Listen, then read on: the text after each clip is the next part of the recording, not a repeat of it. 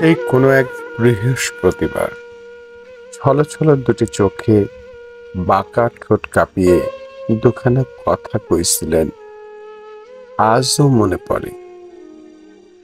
আপনারা অনেক মিস করুম, আপনার মায়া আমি ভুলুম কেমনে, আপনারে আমি ভুলতে পারুম না, আপনারে অনেক মিস করুম।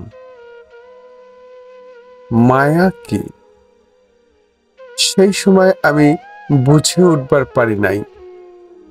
বুঝতে পারলে আপনারে বোঝাইতে পারতাম আপনার লাইগা কতখানি মায়া জন্মেছিল আমার হৃদয়ে। আহ, যদি বুঝাইবার পারতাম তাহলে আবেগের মাত্রা বাড়াইয়া কইতাম, আপনি যাইয়েন না, আপনার লাইগা কলিজা পুইরা সারখার হইয়া যাইতেছে। এই দুইখানা চোখ এক সমুদ্র জল দিয়াও নিভাইবার পারিতেছে না।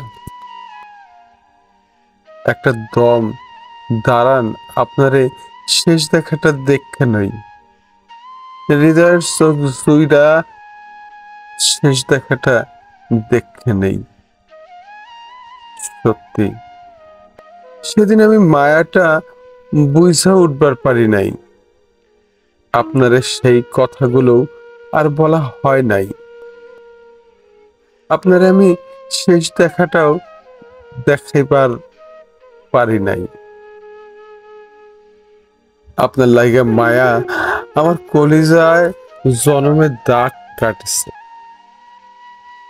আপনার মায়ায় কলঙ্ক গায়ে মাখা, আপনার মায়ার কলঙ্ক গায়ে মাখা তবু ফিরাইয়া দিছি। কত যে সাধের বসন্ত ফিরাইয়া দিছি, কত যে স্বপ্ন ঝরা জ্যোৎস্না মনের অন্ধকার গহনে ঢুকবার দেয় নাই। তারপরেও বেলি ফুলের চারা দিয়ে একখানা ঘাট বানাইছিলাম করতোয়ার নদীর তীরে। শুধু একখান মুহূর্ত আপনার সাথে বৈশা কোনো এক মধুর পূর্ণিমার রাইতে একখান কথা কইবার আসে। অবসান হইল না আর সেই অপেক্ষার, শুধু কলঙ্ক মাখা মায়াটাই রয়ে গেল। তাই আমি এইটুকুই বুঝবার পাইছি, শুকনা বালুরে যেমন মুষ্টি কইরা আটকানো যায় না, তেমন কাকুতি আকুতি মিনতি কইরা ভালোবাসাও পাওয়া যায় না। তাই আপনারে চোখের জলে আটকাইবার চেষ্টাও করি নাই।